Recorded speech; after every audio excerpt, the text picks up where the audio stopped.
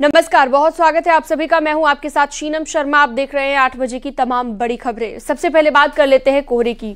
पूरे उत्तर भारत में कोहरे की चादर छाई हुई है। दिल्ली एनसीआर में भी भीषण ठंड और कोहरे का कहर जारी है।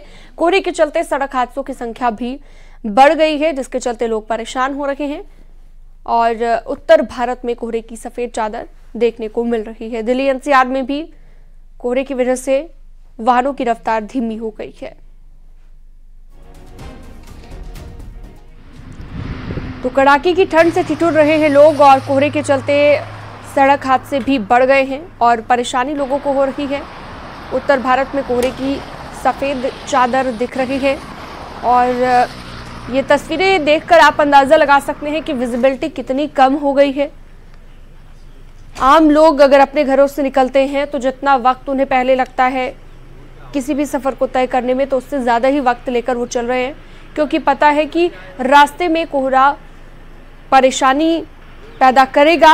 और ये उत्तर भारत के समेत दिल्ली एनसीआर की कुछ तस्वीरें आपको हम दिखा रहे हैं। और ज़्यादातर लोग तो सुबह सवेरे जो लोग मॉर्निंग वॉक पर निकला करते थे वो भी मॉर्निंग वॉक पर निकलने से गुरेज कर रहे हैं। और साथ ही साथ प्रशासन की तरफ से भी एडवाइजरी जारी की गई है, ज़्यादा ज़रूरी हो तभी घरों से बाहर सुबह सवेरे निकले, क्योंकि कोहरे में कुछ ऐसे डस्ट पार्टिकल्स भी होते हैं जो आपकी हेल्थ के लिए बहुत ज़्यादा ख़तरनाक साबित हो सकते हैं। इसलिए ज़्यादातर लोगों से कहा जा रहा है कि आप घर पर ही रहें सुबह सवेरे अगर मॉर्निंग वॉक पर निकलते हो। तो कड़ाके की ठंड पड़ रही है इस वक्त। ठंड के साथ साथ हवा भी चल रही है और ठंडी हवा की वजह से और ज़्यादा परेशानी लोगों को आ रही है।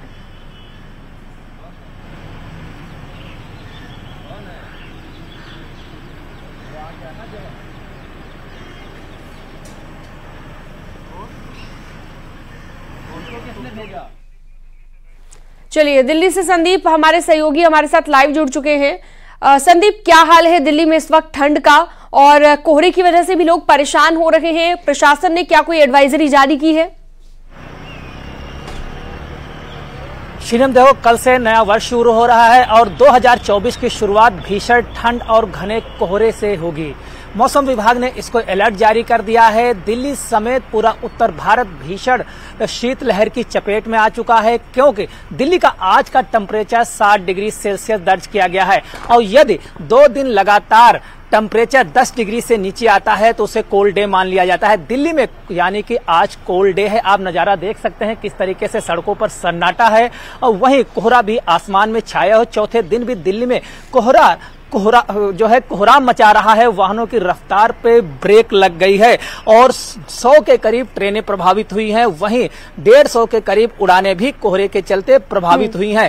ऐसे में मौसम विभाग ने आगाह किया है कि अगले 2 जनवरी तक भीषण ठंड और घने कोहरे का कहर जो है बरकरार रहेगा।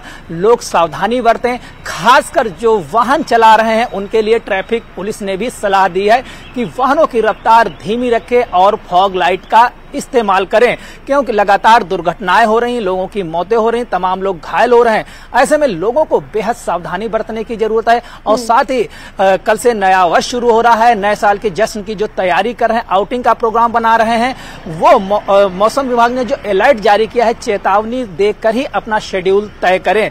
ऐसा क्योंकि लगातार ठंड का कहर बरकरार रहेगा और ज्यादा ठंड हो सकती है। और आमतौर पर लोग सेलिब्रेट रात में 12 बजे करते हैं, तो उस वक्त ठंड प्रकोप और ज्यादा बढ़ा हुआ हो सकता है। संकेत मिश्रा भी जुड़े हुए हैं लखनऊ से हमारे साथ, और झांसी से अश्विनी मिश्रा जुड़े हुए हैं, बागपत से शहजाद राव हमारे साथ जुड़े हुए हैं।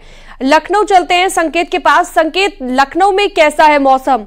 क्या वहां पर भी कोहरे की वजह से लोग परेशान हो रहे हैं और मौसम विभाग क्या कुछ कहता है?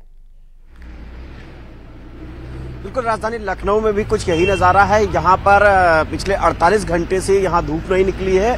और अगर हम बात करें मौसम की तो यहाँ पर आज गलन है, ठंड है, लेकिन कोहरा जरूर यहाँ पर नहीं है।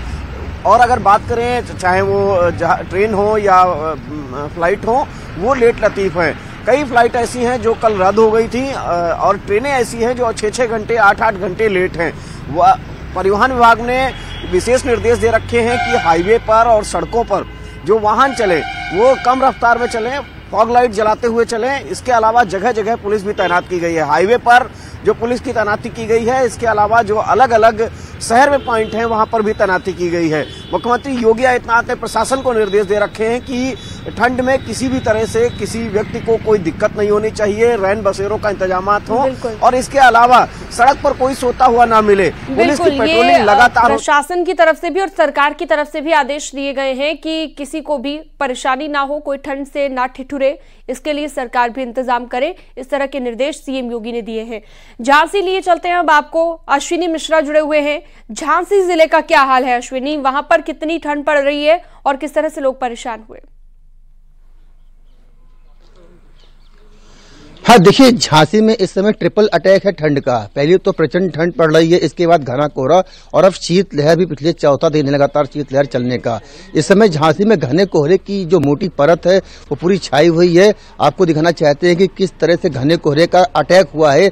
ये देखिए आप, जो हमारे पीछे ऐतिहासिक रानी लक्ष्मीबाई का किला है वो देखिए घने कोहरे की चपेट यानी घने कोहरे की चुका है, पूरी तरह से घिर चुका है और कहीं न कहीं जो विजिबिलिटी है काफी कम है। जब किला नहीं दिख रहा है तो आप समझ सकते हैं कि जो नेशनल हाईवे हो या जो लिंक रोड होते हैं उन पे जो वाहन चल रहे हैं, टकरा रहे हैं, उसकी सबसे बड़ी वजह घना कोहरा है। शीतलहर भी बहुत ज्यादा चल रही है। इसके अलावा जो प्रचंड ठंड है, भीषण ठंड का भी काफी असर है। सबसे बड़ी बात बताऊं आपको, जिस तरह से पिछले 10 दिन से लगातार घने कोहरे का जो असर है वो झांसी समेत पूरे बुंदेलखंड में देखा जा रहा है। तमाम बड़े बड़े हादसे झांसी से 3 नेशनल हाईवे गुजरते हैं। इसमें बीते 5 दिनों में तमाम बड़े बड़े हादसे हुए हैं, कई लोगों की जाने गई, कई लोग घायल हुए हैं। तो कुल मिलाकर के जो घने मोटी की जो कोहरे की जो मोटी परत है वो लगातार छाई हुई है। तमाम जो बड़े बड़े जो रेलवे स्टेशन हो गए, बस अड्डे हो गए, यहाँ पर यात्री लगातार इंतजार कर रहे हैं। एक बड़ी बात सामने ये आ रही है कि वंदे भारत से लेकर के तमाम जो लंबी दूरी की ट्रेनें हैं या फिर जो सड़क परिवहन है वो खासा प्रभावित हुआ है। घने कोहरे के चलते कई घंटे जो ट्रेनें हैं वो लेट आ रही हैं। ऐसे रेलवे स्टेशन पर जो यात्रियों की संख्या है ट्रेनों के इंतजार में वो लगातार बढ़ती जा रही है। जिला प्रशासन के स्तर से भीषण ठंड से बचाने की जगह जगह अलाव की व्यवस्था भी की गई है। इसके अलावा गर्म कंबल और जो गर्म कपड़े हैं वो भी बांटे जा रहे हैं। तो फिलहाल झांसी में जो घने कोहरे का असर है साफ तौर से तब दिखाई सकता है। बागपत जिले में देख लेते हैं कि वहां पर किस तरह से परेशान हो रहे हैं लोग। शहजाद राव हमारे साथ जुड़े हुए हैं। शहजाद, जरा बागपत का हाल भी बताइए और यहाँ पर किस तरह से लोग बच रहे हैं ठंड से और कितनी परेशानी हो रही है? शिरम, देखिए, बागपत की जनता भी पिछले 8 दिनों से कोहरे और ठंड का सितम जो है झेल रही है। पिछले 4 दिनों से सूरज नहीं निकला है और कोल्ड अटैक लगातार जारी है। फिलहाल आज जो है कोहरा नहीं है लेकिन गलन है, ठंड बहुत ज्यादा है। बागपत का जो टेम्परेचर है दिन में अभी 11 डिग्री सेल्सियस जो है नोट किया गया है और रात में जो है जो तापमान है वो लगभग 5 डिग्री सेल्सियस 6 डिग्री सेल्सियस था। इस तरह से जो बागपत की जनता है वो कोहरे और ठंड का जो है कहर झेल रही है। अगर प्रशासनिक तैयारियों की बात करें तो पिछले 4 दिनों से बागपत के 8 से लेकर जो 12 तक के स्कूल हैं वो डीएम ने बंद किए हुए हैं। तमाम नगर पंचायतों में जो है रैन बसेरे बनाए गए हैं ताकि जो कोई गरीब है उसे जो है ठंड का अटैक न झेलना पड़े। पिछले 4 दिनों से लगातार कोहरा था जिसमें एक्सीडेंट भी हुए। पेरीफेरल हाईवे पर एक्सीडेंट हुआ जिसमें 2 मौतें हुई थी और अन्य हाईवे पर भी एक्सीडेंट हुए। कुल मिलाकर जो है बागपत की जनता जो है ठंड का जो है दंश झेल रही है। और लेकिन आज रिलीफ है, आज कोहरा नहीं है लेकिन गलन और ठंड आज भी बेतहाशा है। बिल्कुल, काफी लो टेम्परेचर हो गया शहजाद, जैसा आपने बताया कि मिनिमम टेम्परेचर 5 डिग्री सेल्सियस तक पहुंच गया। बहुत शुक्रिया आपका जुड़ने के लिए। अश्विनी मिश्रा हमारे साथ जुड़े हुए थे झांसी से, संदीप पांडे दिल्ली से जुड़े थे और संकेत मिश्रा लखनऊ से हमारे साथ जुड़े हुए थे। बहुत शुक्रिया आप सभी का जुड़ने के लिए और तमाम जानकारी के लिए। आगे बढ़ते हैं। सीएम योगी आज गोरखपुर में 19 हेल्थ एटीएम का लोकार्पण करेंगे। इन हेल्थ एटीएम से 15 प्रकार की जांच बिना खून के और 40 प्रकार की जांच खून से की जाएगी। साथ ही इन हेल्थ एटीएम को टेली कंसल्टेशन की सुविधा से भी जोड़ा जाएगा। इस अवसर पर सीएम योगी इंडियन रेड क्रॉस सोसाइटी की तरफ से गोद लिए गए 500 टीबी रोगियों का पोषण पोटली और 500 बालिकाओं को हाइजीन किट का वितरण करेंगे। तो सीएम योगी का आज गोरखपुर का दौरा है। गोरखपुर को करोड़ों की सौगात आज सीएम योगी की ओर से मिलने जा रही है। 50 से ज्यादा जांच हेल्थ एटीएम और 19 हेल्थ एटीएम जिनका लोकार्पण किया जाना है। 500 टीबी रोगियों को भी यहाँ पर हाइजीन किट दी जाएगी। 500 बालिकाओं को हाइजीन किट दी जाएगी और पोषण पोटली भी टीबी रोगियों को दी जाएगी ताकि हेल्थ से रिलेटेड जो प्रॉब्लम्स है उनमें कमी आ सके, और 500 बालिकाओं को हाइजीन किट भी दी जाएगी। तो कुल मिलाकर ये सीएम की सौगात आज रहने वाली है गोरखपुर वासियों के लिए। ज्यादा जानकारी के लिए रामगोपाल द्विवेदी फोनलाइन पर जुड़ गए हैं। रामगोपाल, क्या क्या कार्यक्रम आज सीएम योगी का रहेगा? कितने बजे तक गोरखपुर पहुंचने का कार्यक्रम है? मुख्यमंत्री योगी आदित्यनाथ के 4 बजे तक गोरखपुर पहुंचने की उम्मीद है और वो प्रेक्षागृह में 19 हेल्थ एटीएम का शुभारंभ करेंगे। और ये हेल्थ एटीएम सांसद रवि किशन के प्रयासों से आया है और ये ग्रामीण क्षेत्रों में लगाया जाएगा। सबसे बड़ी बात यह है कि इन हेल्थ एटीएमों के लग जाने से जो ग्रामीण क्षेत्र के लोग हैं उनको आसानी होगी अपनी जांच कराने से। करीब 65 तरीके की जांच इस हेल्थ एटीएम से उपलब्ध होगी, जिसमें करीब 18 तरीके की जांच निःशुल्क होगी, 24 तरीके की जांचें तो तुरंत उपलब्ध हो जाएंगी और कुछ जांचें अगले घंटे में उपलब्ध हो जाएंगी। तो इस तरीके से जो ग्रामीण क्षेत्र में जो लोग हैं, जो सीएचसी पीएचसी पे लोग हैं, उनके लिए ये हेल्थ एटीएम किसी वरदान से कम नहीं होगा, क्योंकि जब वो प्राइवेट किसी पैथोलॉजी में जाते हैं, दूर दराज शहरों में आना पड़ता है उनको जांच कराने के लिए, तो एक तो पैसे अधिक खर्च होते हैं और दूसरा समय की बर्बादी होती है। अब वो अपने नजदीक सीएचसी पीएचसी पे इसकी जांच करा सकेंगे और वहां से इसका फायदा ले सकेंगे। जी ठीक है, बहुत शुक्रिया तमाम जानकारी के लिए आपका रामगोपाल।